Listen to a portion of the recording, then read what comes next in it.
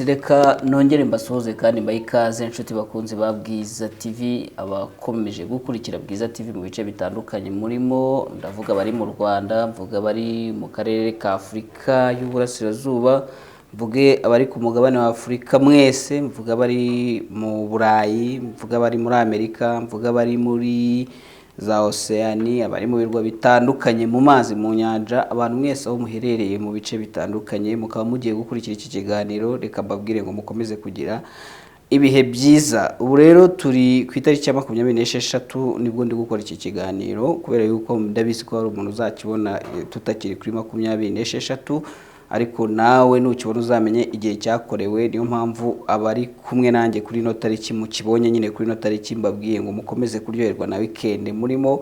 Ubu ndabizi ko hari abantu muri kwenjoyinga, nubwo mutampamagaye ngo munantumire nanjye mu mpakana, ariko ntacyo, reka mbabwire ngo muryoherwe, weekend yanyu ikomeze kubabera nziza.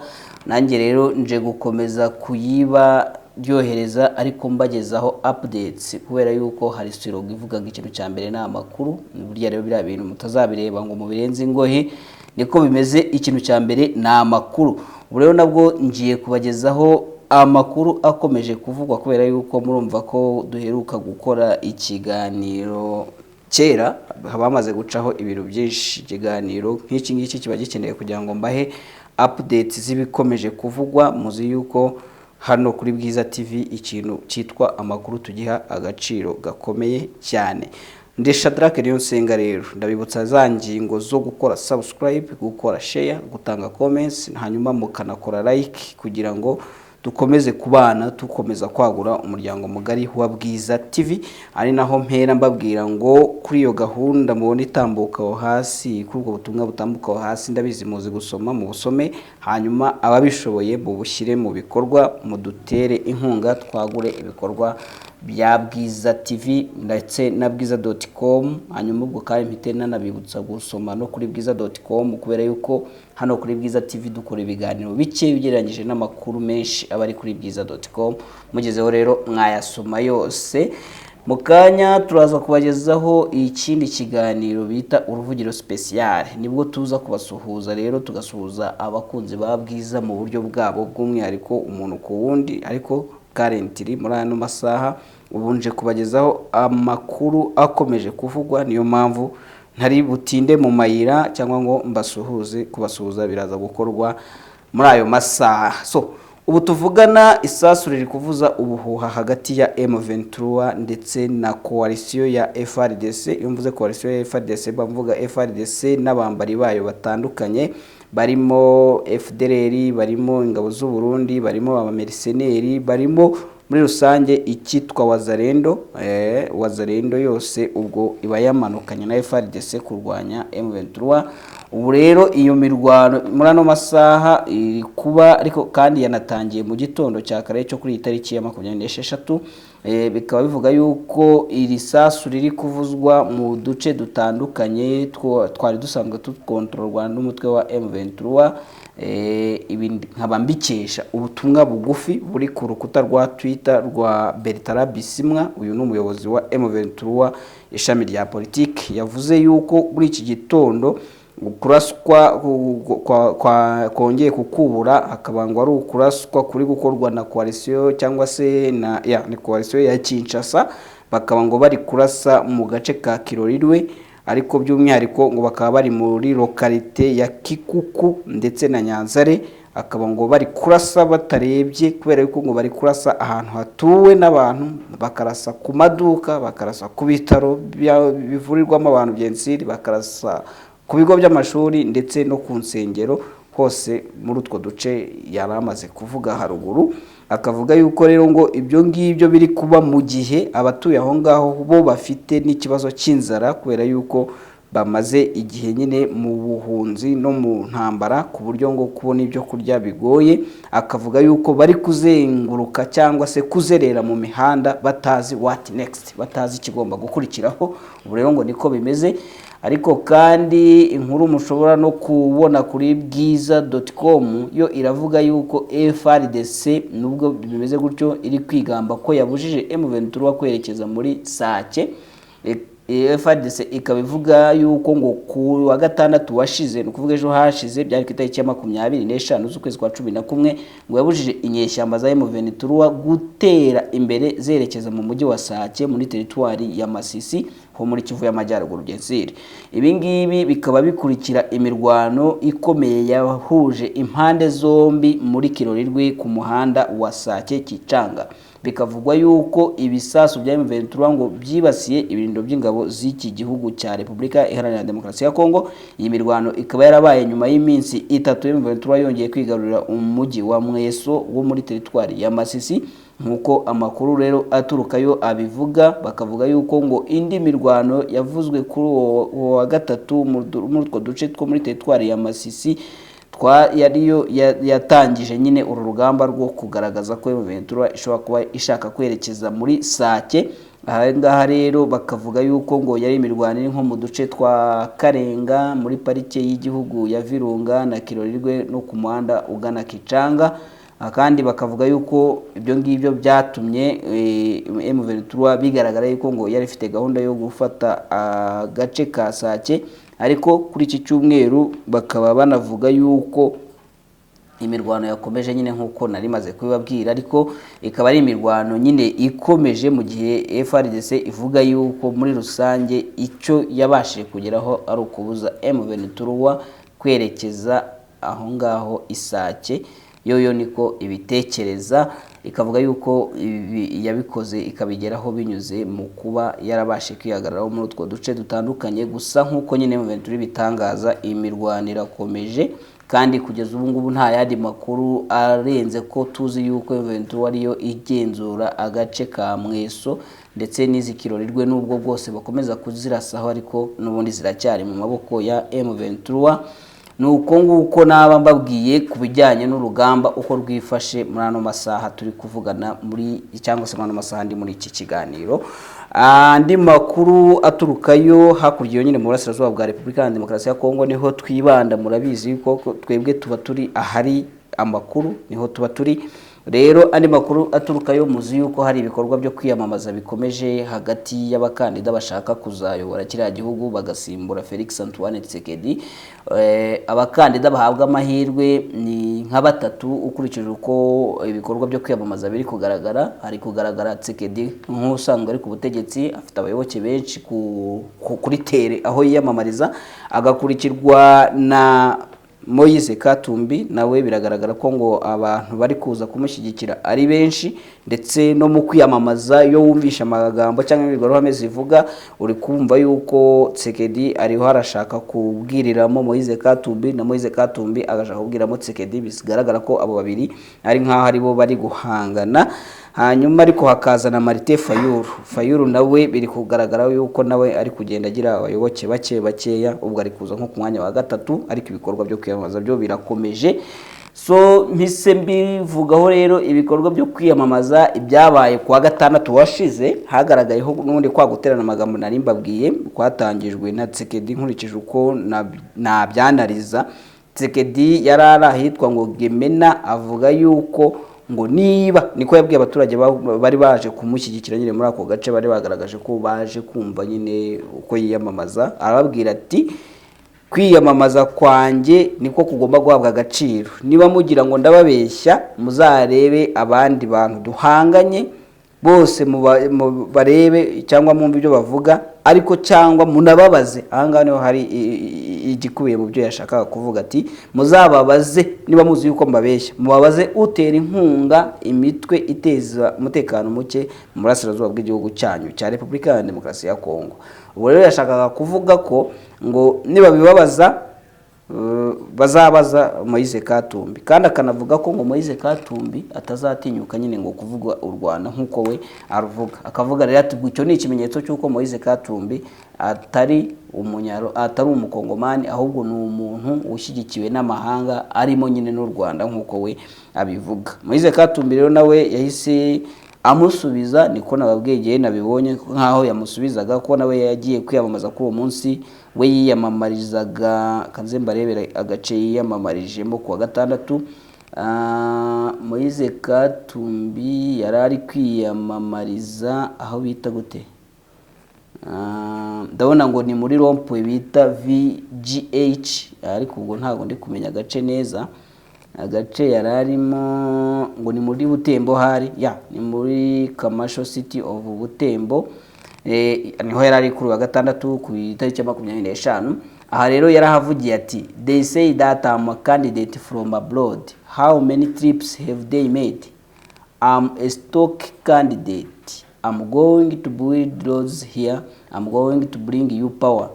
Ubwo yavugaga ati bavuga ko ndi umukandida ukomoka outside cyangwa hanze utari umukongomani, atari ko muzarebe ingendo bakoze. Aha ngaha mu kubabaza ngo muzarebe ingendo bakoze, ubwo nibundi yashakaga nayo kurasiramo cyangwa se kubwiriramo Felix Antoine Tshisekedi ati ko Tshisekedi avuga ngo umunyamahanga abajya hehe ko ahora mu ngendo. Ubwo arashaka kuvuga ko rero akora ingendo nyinshi, akavuga ati ko yirirwa mu ngendo abajya hehe, nko gushaka nanone kuvuga yuko we aba yagiye kureba bamuhaye akazi. Nyine muzi ko binavugwa ko Tshisekedi nawe ngo ari umukandida bura w'ababirigi cyangwa se ko ari bo bamushyize ku butegetsi. Ubwo rero avuga yuko muri uko kugenda kwiwe azenguruka amahanga ariho aba yagiye mu bamuhaye akazi. Akavuga yuko rero nibamutora we ahubwo ngo azabubakira imihanda ndetse ngo akagarura imbaraga muri kiriya gihugu. Akavuga ati I know you are suffering from the war here. Ndabizi yuko muhangayikishijwe cyangwa se muri mu bibazo by'intambara hano, abantu baricwa, imihanda, amamodoka aratwikwa, abacuruzi bakabura ibicuruzwa byabo. Ati I will compensate them once in power.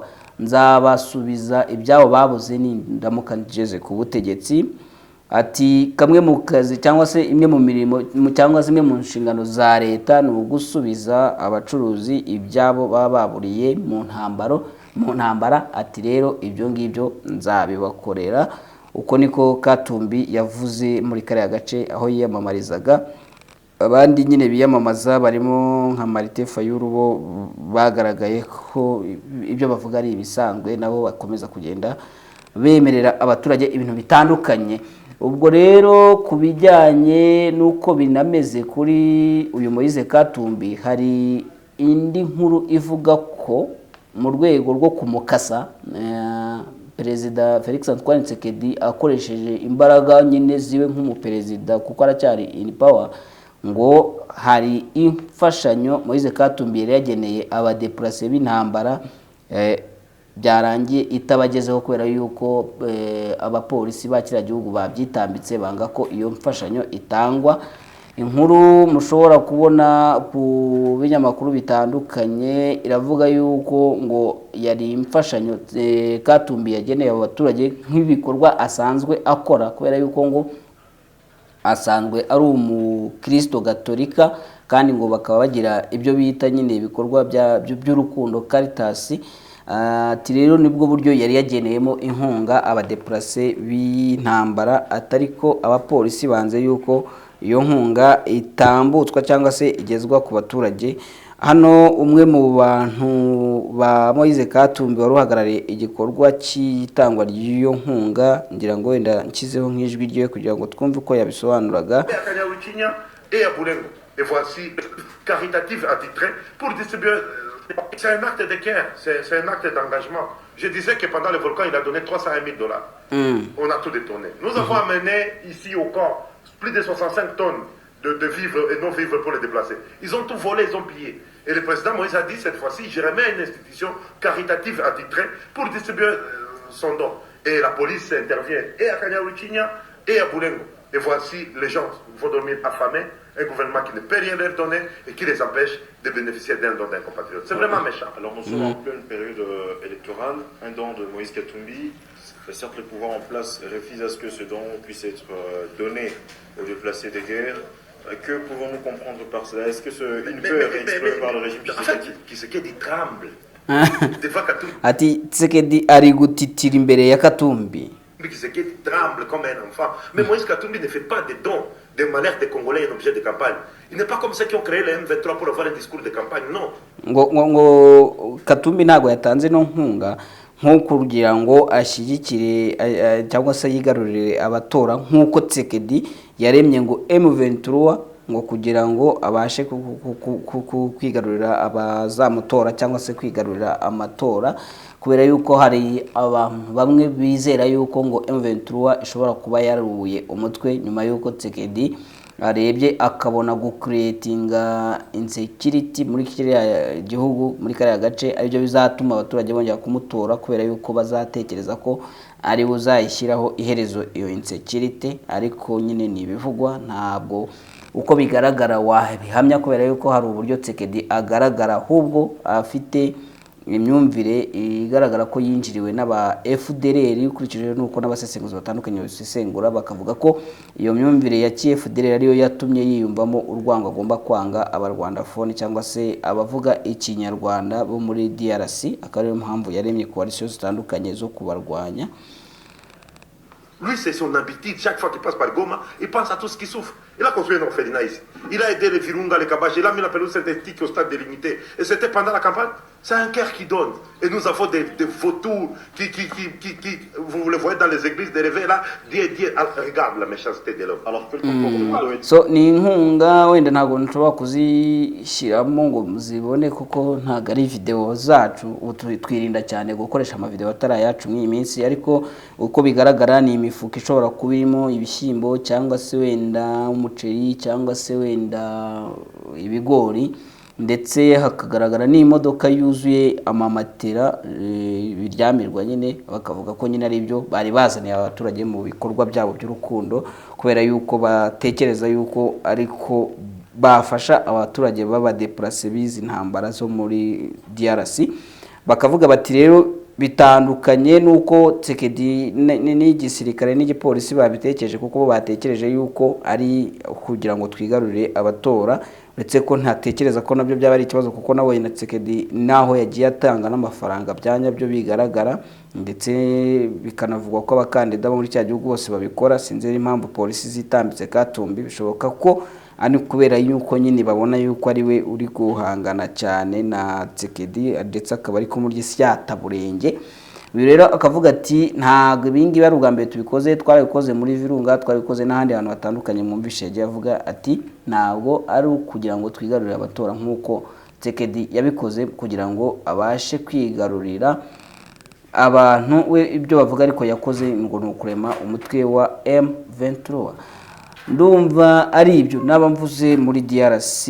Gusa nabibabwiye yuko imirwano na n'ubu ikomeje, yatangiye saa 11, ndetse bikavugwa yuko abawazarendo bari gukoresha donc ni wazarendo ari kubwira kumwe na FARDC bari gukoresha rero armée lourde, ni ukuvuga intwaro ziremereye ndetse n'izoroheje, zikaba ziri kumvikana mu duce twose two muri turiya duce two muri Rucuru ndetse na Masisi. Ubwo rero tukaza kumenya ikiza kuvamo mu makuru yacu azakurikira, yaba ku munsi w'ejo cyangwa se no mu ruvugiro nibiba byarangiye hari izindi update zibonetseyo, turaza kubibagezaho. Mwebwe ntimugire ikibazo, mukomeze mukurikire Bwiza TV. So mvuye muri DRC reka ngaruke hano mu Rwanda. Aha turi rero ni mu karere ka Rubavu, niho twagiye. Hari umuganga nawe urimo uragenda umenyekana ukora ibintu byinshi cyane. Tuba turimo dushika ibintu birimo amashitani yose tuyashyira muri kariya kantu kugira ngo ashye, noneho agira yaribye moto, yarayibye kuva ejo bundi. Iyi moto yari yarabuze, nitwe twahaye umuti wo kugira ngo nyirayo uyayigarure. Ikinzanye no gushimira muganga gusa, nta kindi kuko ibintu yakoze. Nagiye mu baganga benshi batandukanye bavuga ko ari abaganga, ariko uyu muganga we nasanze ari igitangaza. Ese yamuvuye bidasabye yuko ava muri Amerika, we amuvura bidasabye ko ava muri Amerika ngaze hano? Ntabwo yigeze ava muri Amerika, icyo yadusabye ni ifoto ye gusa twamuhaye. Nabuze urubyaro ariko naje guhura n'umugira neza andangira umuganga. Ubu muganga yaramvuye, ubu narabyaye nda kibazo, ariyo mbamvu nje kumushima. Kambabwire yuko uyu mubyeyi muri kubona ku ifoto uri kumwe n'umwana, utuvugana umugore we arafunzwe. So uyu mubyeyi yaramenyekanye cyane, ibyo ngibyo sinabitindaho. Ni umubyeyi wamenyekanye azanye umwana we i Kigali ndetse no mu itangazamakuru, yanageze kuri Perezidanse y'u Rwanda asaba ko umwana we yahabwa amahirwe yatsindiye, akaba ari amahirwe ngo yo kujya muri Academy ya Bayern Munich. Nubwo rero amakuru yaje kumenyekana nuko hari amanyanga yabayemo. Ubu tuvugana urwego rw'igihugu rw'ubugenzacyaha rukaba rwemeza ko rwataye muri yombi nyina w'umwana witwa Ishimwe Innocent, ni uwo mubona ku ifoto. Akaba ari umwana uvuga ko yarenganyijwe n'ishyanga ry'umupira w'amaguru mu Rwanda Ferwafa kubera yuko ritamujyanye mu ishuri rya FC Bayern Munich kandi yaratsinze ikizame. Ishimwe ni wo mu murenge wa Kinazi mu karere ka Huye, akaba yaratangiye kuvugwa mu itangazamakuru mu kwezi kwa 10 kwashize, aho yari aherekejwe na se, akaba se yitwa Izabitegeka Innocent. Bakaba baragiye kuri radio ya Fine FM, bakaba barasobanuraga ko Ferwafa ishyirahamwe ry'umupira w'amaguru mu Rwanda Gensir ngo ryanze kumwohereza mu ishuri ry'iyo kipe yo mu Burayi kubera yuko ngo atari agejeje ku myaka y'amavuko 12 na 13 yasabwaga. Izabitegeka yavuganye ngo n'ubuyobozi bwa Ferwafa, aho yabisobanuye agira ati barambwira ngo umwana wawe afite imyaka 10 ntaruzuza 13, afite imyaka ntaruzuza 13. Akongera ati umwana wanjye afite imyaka 13 naramwandikishije, nsanga ari ibintu bashatse kwitekenikira mu bwenge bwanjye nk'umusaza, niyo mpamvu nafashe umwana wanjye ndamuzana. Icyo gihe umuvugizi w'ishyirahamwe ry'umupira w'amaguru mu Rwanda ni Karangwa Jules yasobanuye ko byagaragaye ko imyaka igaragara mu byangombwa by'uriya mwana itandukanye, akaba ariyo mpamvu atajyanwe muri iryo shuri rya Bayern Munich. Ati ubwo ni Karangwa Jules, ku makuru twabashije kumenya nabonye aho ibyangombwa byo muri NESA bigaragaza ko yavutse muri 2010 n'amazina y'ababyeyi ariho atandukanye n'ari mu bindi byangombwa byagaragajwe. Uyu Izabitegeka ni se w'umwana ntabwo yanyuzwe, ahubwo byatumye agera nubwo ajyana uriya mwana ku biro bya Perezida wa Repubulika y'u Rwanda ku itariki ya 21 z'ukwezi kwa 11 asaba ko yarenganurwa, kandi avuga ko banamwakiriye neza. Ati banyakiriye bumva ibibazo byanjye, barambwira bati wowe kora ibaruwa uyidusigire, banyakira neza cyane, numva nishimye rwose.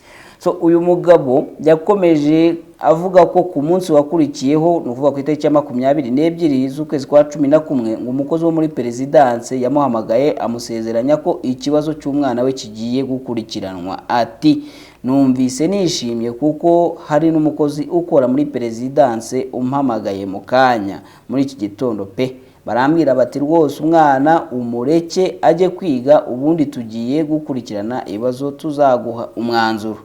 Umuvugizi rero w'urwego rw'igihugu rw'ubugenzacyaha RIB ni Dr Murangira Bitsieri, akaba yaraye atangaje ko uru rwego rwataye muri yombi ku itariki ya 23 n'iya 24 z'uku kwezi kwa 11 umukozi ushinzwe irangamimerere ndetse n'umujyanama w'ubuzima ndetse na nyina wa Ishimwe, bose bo mu murenge wa Kinazi mu karere ka Huye, bakaba bakurikiranyweho icyaha cyo guhimba inyandiko igaragaza imyaka y'uyu mwana n'ubufatanyacyaha mu guhimba inyandiko.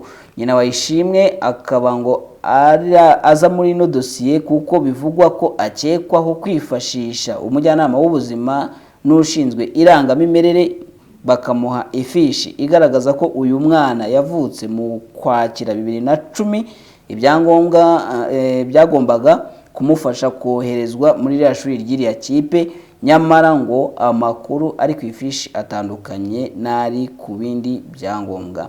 Ishimwe ubungubu yari ari muri bari abana, ariko ubungubu ari muri 43 bari batsindiye kujyanwa muri iriya shuri rya Bayern Munich, ariko akaba yari ku mwanya wa 5 gusa, nyuma byaje kurangira atagiyeyo. Akaba yari yagarutse ku ishuri ryitwa Sande FC riri mu karere ka Huye, ubu ni naho nyine yari yakomereje kwiga umupira we w'amaguru, ariko nyine niga n'andi masomo atandukanye byose.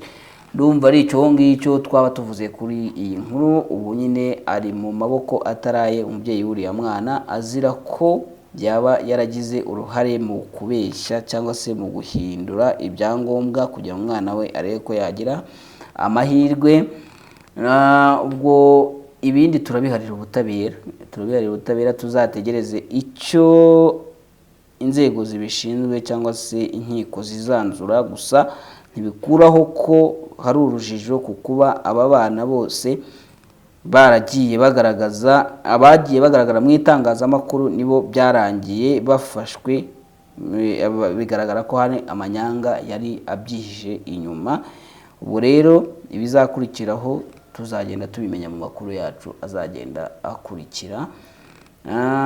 Ndumva ari icyo twaba tuvuze kuri iriya nkuru y'ubutabera, ahubwo ikindi twaba tubabwiye ni uko kuri ubu ngubu Tshisekedi akomeje gusaba abanyekongo kudatora Katumbi amuhora ko ari umututsi nk'uko nabibabwiye. Ikindi kandi nababwira ni uko hari abarundi 77 babaga muri Malawi bacyuwe, ibyo nabyo mwabibona kuri bwiza.com. hanyuma ikindi kiri kuvugwa cyane nuko muri Israel hagati yabo na Hamas murabizi ko hari imirwano imaze igihe.